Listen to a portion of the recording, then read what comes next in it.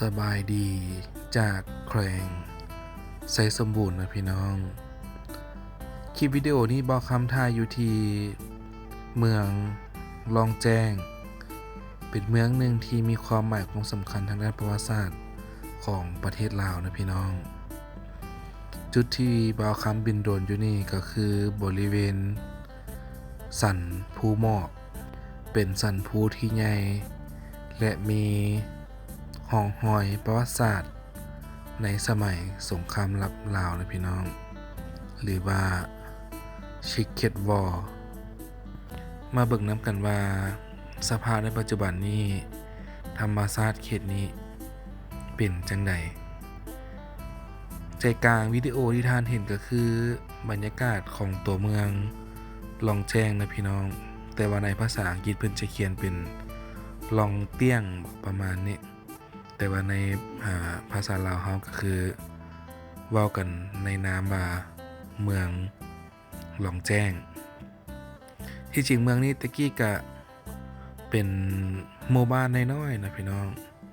หากมายกตำแหน่งขึ้นเป็นเมืองในบ่พอเท่าใดปีผ่านมานี้เนื่องจากว่าตะกี้นี่เป็นหมู่บ้านหนึ่งของเขตพิเศษไซสมบูรณ์นะพี่น้องเลยเป็นที่ตั้งของสนามบินที่เลื่องลือในเขตอินโดจีนบ้านเฮาเนาะผู้เหมาะก็เป็นผู้หนึ่งที่มีฐานทัพเนาะมีฐานทหารกระจายตัวอยู่ตามบริเวณนี้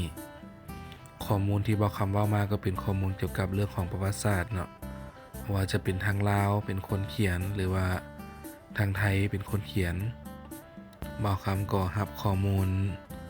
มาจาก2ฝั่งนะพี่น้องทางวิดีโอแด่เนาะทางบึ้มเอกสารต่างๆเอาเป็นว่าคลิปนี้บอกคำจะพาพ่อพี่น้องเลาะสำรวจลองแจ้งตามเส้นทางขึ้นสู่สันภูหมอกนะพี่น้องเนาะฝากกดไลค์กดติดตามกด Subscribe ด้วยเนาะเป็นกำลังใจทำบอกคำได้สร้างสรรค์คลิปใหม่ๆช่วงนี้ก็สิวนเวียนเขตลองแจ้งเลยพี่น้อง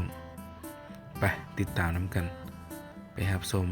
คลิปวิดีโอทางภาคพื้นดินน้ำกันเนาะไปสบายดียามเช้าจากลองแจ้งนะพี่น้องลองแจ้งมื้อนี้อากาศโคตรดีพี่น้องเลยดีจนอยากนอนสบายเลยเนาะ นี่วัดลองแจ้งเลยพี่น้องเด้อนะวัดลองแจ้งเพิ่นมีหอกล่องเลยเนาะอุโบสถแห่งแม่นายสร้างจากอุดรประเทศไทยเนาะมาสร้างอยู่นี่ก็แม่นสันภูหมอกนะพี่น้องสันภูหมอกเป็นว่าเนินสกายไลน์เนินชาลี่อย่างนั้นเนาะตาม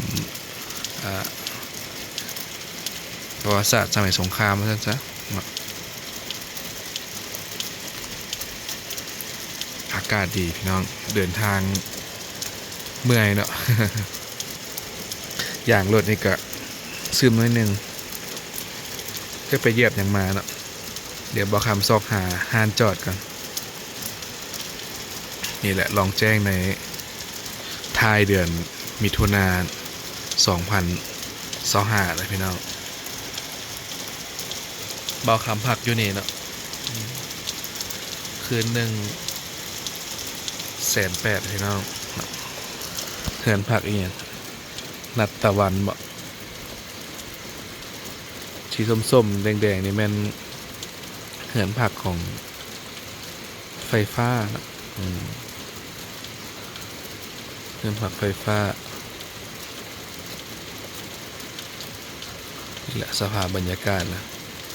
ถ่ายมาปั่นกันเบิงเนาะ ถ่ายมาสู่กันเบิงนั่นแหละฝนเศร้าเพื่อนนะจึงสิได้ขี่รถพาพี่น้องเลาะสมนั่นนี่ถ่ายมาให้เบิ่งก่อนเนาะยามเช้า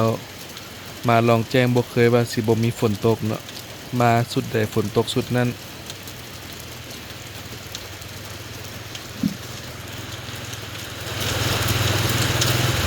นกน้อยออกหากินยามเช้าสอบจับบงจับเอ่ยนะพี่น้อง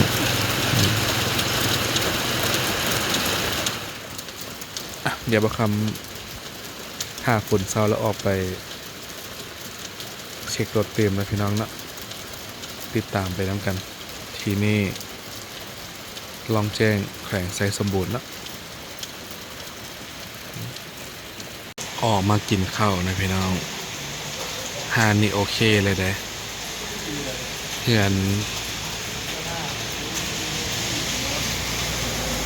อนผักสวนใช่ป่ะเนาะ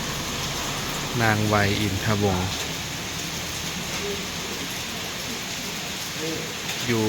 ใกล้ๆบ้านผักตัวเบาคำอยู่เลยเนาะโอ้นี่ห้านอาหารนางตาดำพี่น้องห้านอาหารนางตาดำขายเฟอข้าวเปียก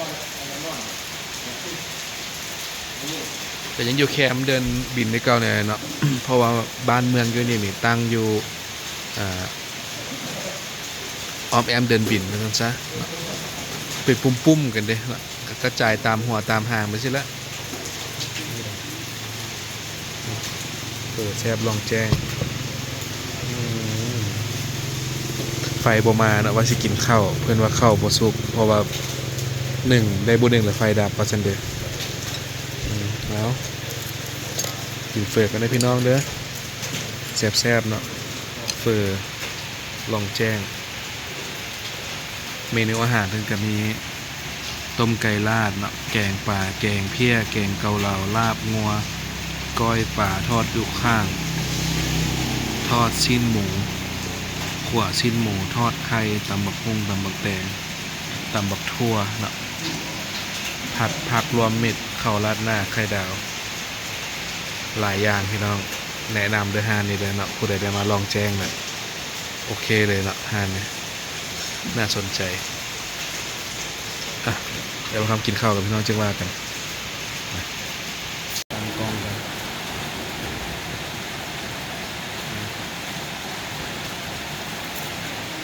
กินเฟอลองแจ้งนั่นกันหอมดีเลยพี่น้องเลยครับ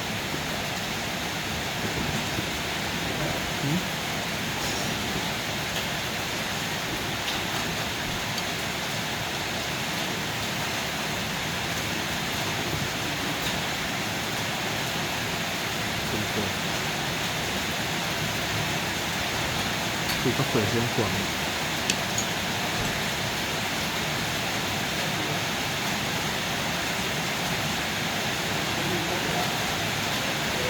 หนูว่าผักของเราสติ๊กไลท์ดูบางรุ่นนะเทียบ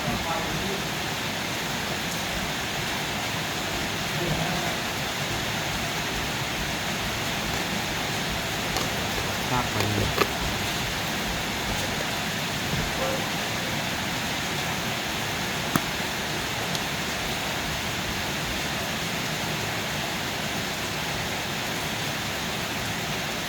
คือยังบอกมาหากินเฟอเนาะเจ๋งที่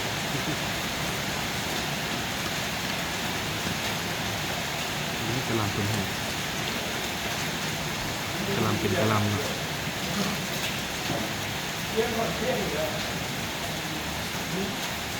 แม่งบุญน่ากินเฟอเป็นกะลำ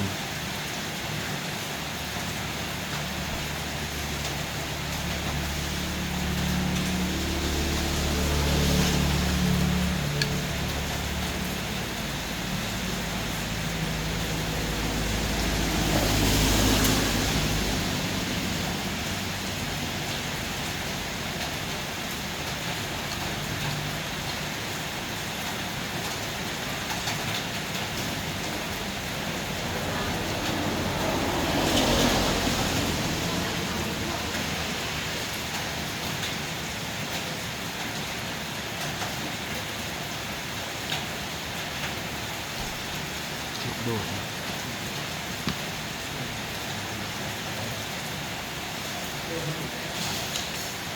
ติ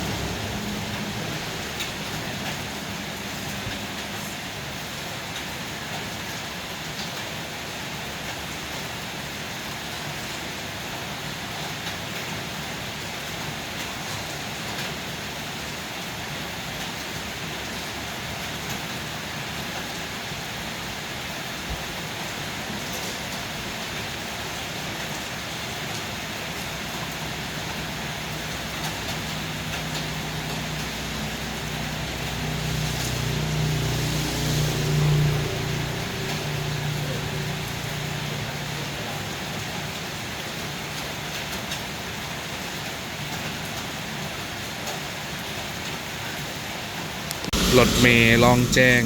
เมื่อเวียงจันทน์นะพี่น้องออกจากลองแจ้ง8 โมงเนาะฮอดเวียงจันทน์ในบ่ฮู้จักโมงแต่ว่านี่รถเมล์คันหนึงมาฮอดลองแจ้งขี่น้ำกันก็ประมาณ5 โมงนะพี่น้องออกจากเวียงก็สิประมาณ8 โมงกันที่บ่เนาะใจเด้อบรรยากาศนะ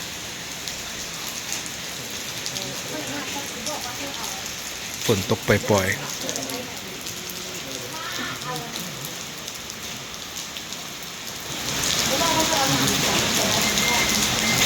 โอเคเลยเนาะ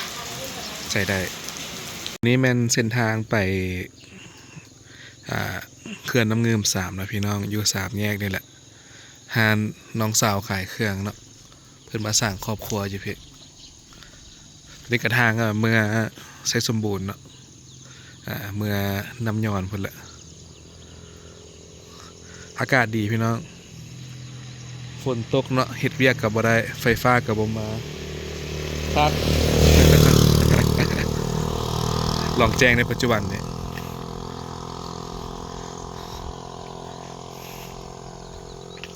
เส้นทางในเมืองนี่โอเคเทศบาลเมืองหนึ่งเนาะแต่ว่าอยู่ในตัวเมืองซื่อๆเนาะคันว่าออกไปทางนอกเมืองก็ตามที่เห็นนั่นแหละที่ไปพามาสมมันนะพี่น้อง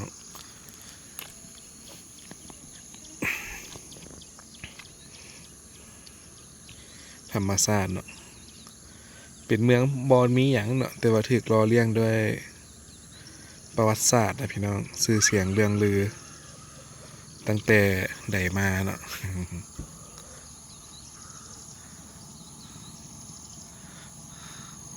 โอเคเลย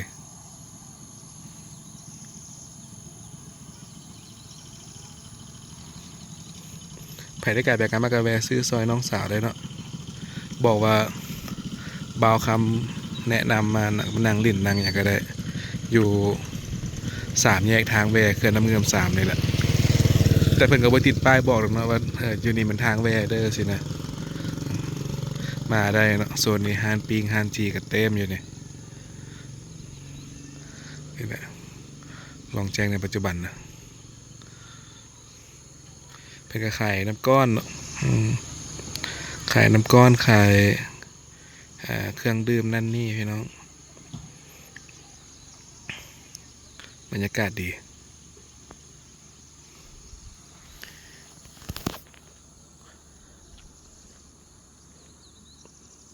เงียบสงบเนาะ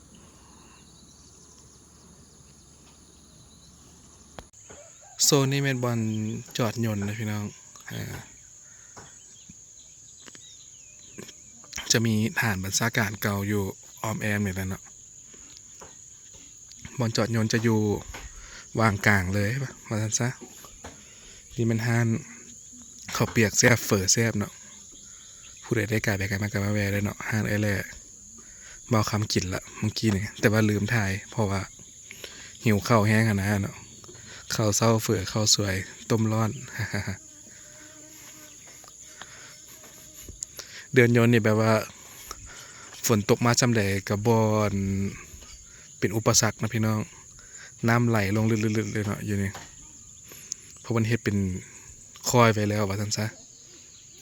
นี่แหละสนามบินออกแบบโดยฟิลิปปินส์และอเมริกาเนาะนายสร้างพิเศษจากต่างประเทศไปชมกันบ่เล็กบ่น้อยพี่น้องติดตามไปแล้วกันลองแจ้งแขวงไซสมบูรณ์เนาะ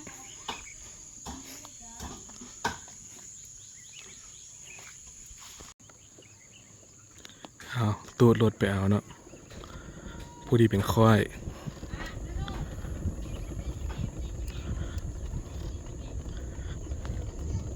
ภูมิศาสตร์ส่วนใหญ่ก็เป็นภูหินมาเลยพี่น้องเนาะเขตลองแจ้งนี่ตั้งอยู่บอนสูงแน่เนาะเฮ็ดให้อากาศนี่เย็นเป็นพิเศษบ่คำมาลองแจ้งหลายฤดูได้เนาะฤดูใดก็อากาศดีพี่น้องบ่หนาวบ่เอ่ยบ่ร้อนบ่เอ่ยสะดอกอากาศเย็นสบายตลอดปีเนาะธรรมชาติลองแจ้งบ้านเฮา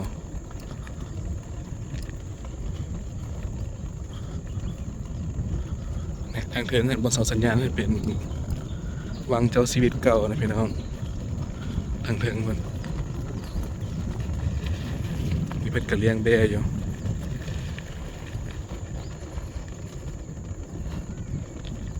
แบ่ลองแจ้งในตำนานนี่ก็แมนเฮือนของนายพลวังเปล่านะพี่น้องเข้ามา8 รอบละแต่ว่าฮอบนี่เพิ่นสร้างกำแพงใหม่ด้วยนี่ต้นไม้กินมากนี่มันเต็มเนาะต้นหมากละมุดเนาะหมากน้ำนมมะม่วงครบเนี่ยเพิ่นปรับปรุงรีโนเวทใหม่เนาะวางเปล่าเฮาส์เนาะ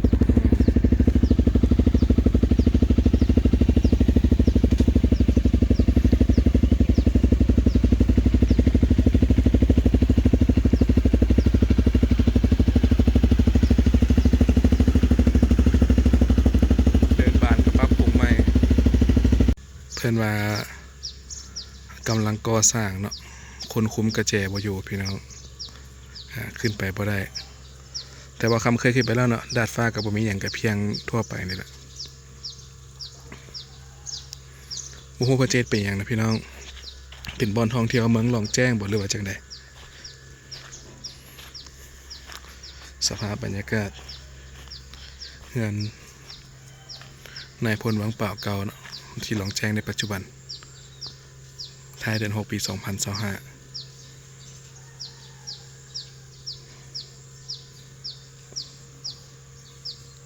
ทรงคล้ายๆเฮือนผักของแหมนะพี่น้องประมาณนั้นทรงเฮือนก็ได้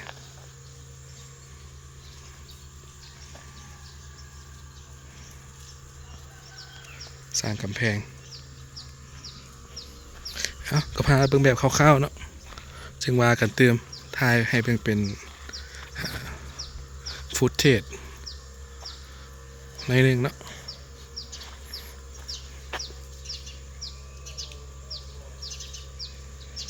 ด้านหน้าก็เป็นเส้นทางขึ้นสันภูหมอกนะพี่น้องเดี๋ยวว่าคำจะลองขึ้นไปเบิ่งว่ามันสิสามารถไปได้บ่เนาะช่วงฤดูฝนเนี่ยเดี๋ยวไปเบิ่งน้ำกัน นอกของเมืองลองแจ้งนั่นเองแล้วเนาะ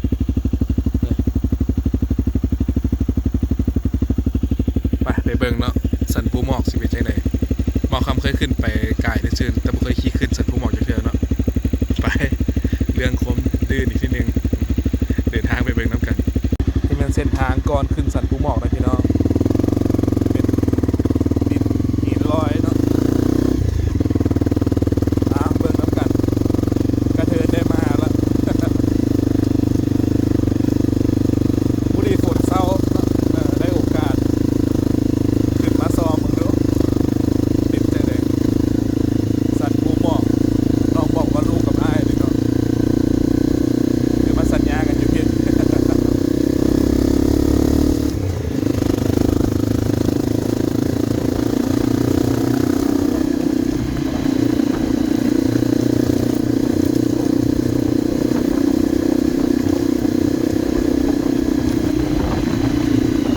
ด้านหน้าแล้วนะพี่น้องสันปูหมอกก่อนสูงๆคนเลยคอยไต่ขึ้นไป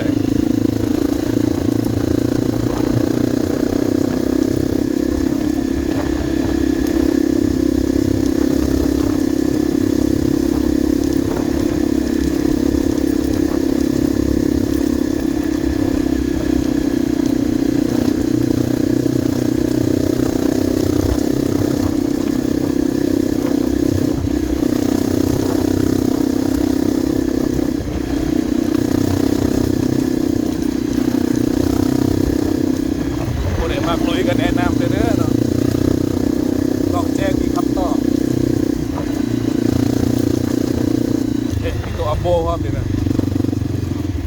ตัวอัปโบอยู่นี่พร้อมดิงงเป็นแถบ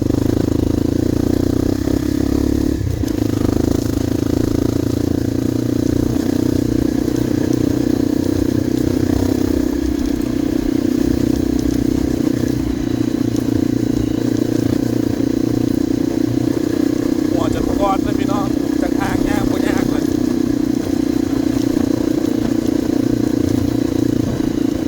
กล้องนี่ก็สิ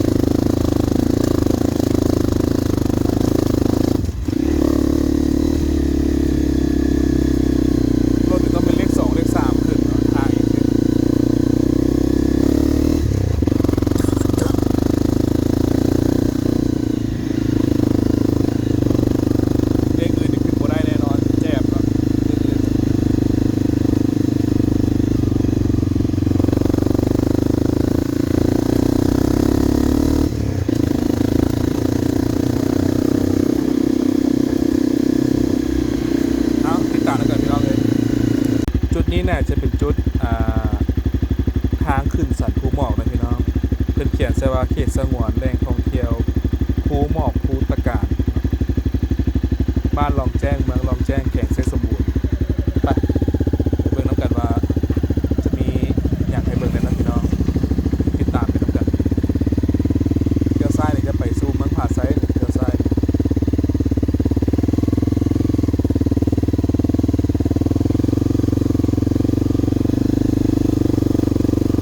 ขึ้นไปส้มสันภูหมอกน้ำกันเนาะ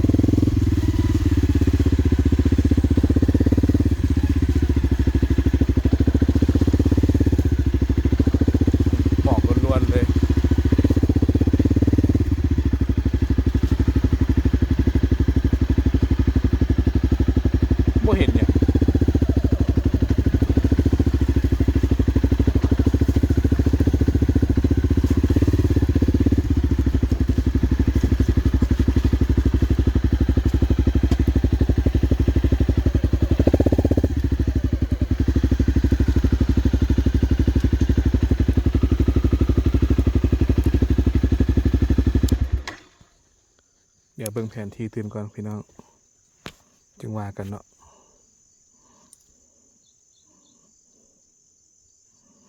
นี่มาฮอดนี่แล้วนี่โอ้เส้นทางยาวๆไกลพี่น้อง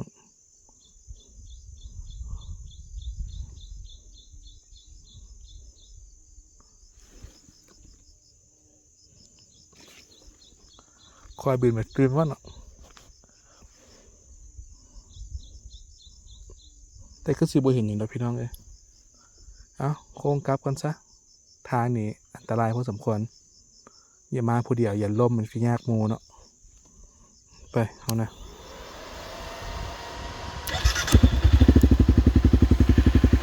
เอาหลังจากไปม่นทางสันภูหมอกมานะพี่น้องรอบนี้ก็มาเบิ่งวิวของลองแจ้งเนาะเด้ตัวเมืองเนาะมาคำบินโดดแล้วเนาะสันภูหมอกก็โอเคอยู่ดอกแต่ว่าทางไปเนี่ยอันตรายเนาะย่านเป็นอย่างมามันสิยากพี่น้องเลยนี่มันทางขึ้นมาเนาะทางออกจากลองแจ้งมาขึ้นมาทางนี้ก็สิไปซ้ำท้องไปเพื่อนห้องว่าอีกอย่างทำตำลึงเนาะเมืองผาไซพุ่นละบรรยากาศเขียวงามดีพี่น้องบ่ฮู้ว่าทางเทิงนี่เพิ่นจะสร้างอย่างเนาะหากเห็นสิ่งปลูกสร้างพี่น้องตัวนี้ทางกลางเลยกล้องกระสันนิดนึงเนาะซูมไก่มันเน่งแล้วมันสั่นบรรยากาศดีหลาย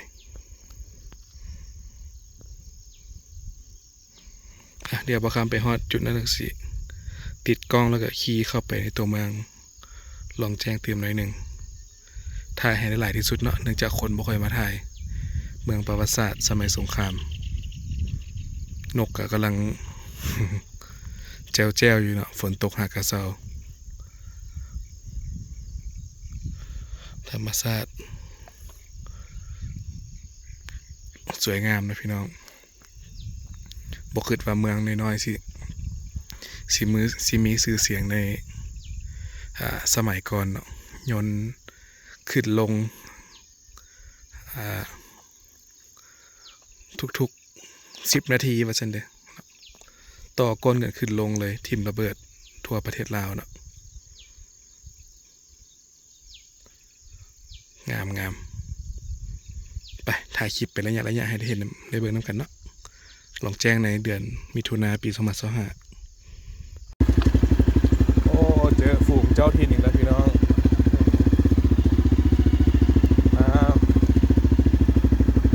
เจ้าถิ่นกับโบก้ามา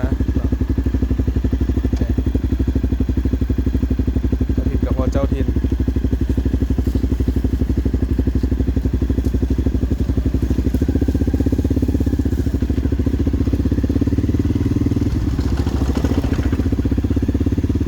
ย่านคนเลยพี่น้องปล่อยเอิ๊กข่าว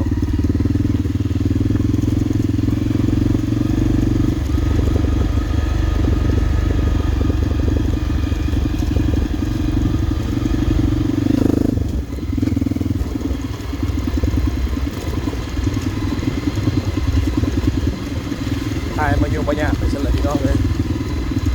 มาหลายเทื่อแล้วเนาะแต่ว่าก็อยากถ่ายให้เบิ่งอยากอัปเดตให้เบิ่งว่าเปลี่ยนแปลงไปขึ้นแล้วใดสินะเนาะต้องแจ้งบ้านเขานะก็พอได้เห็นนำกัน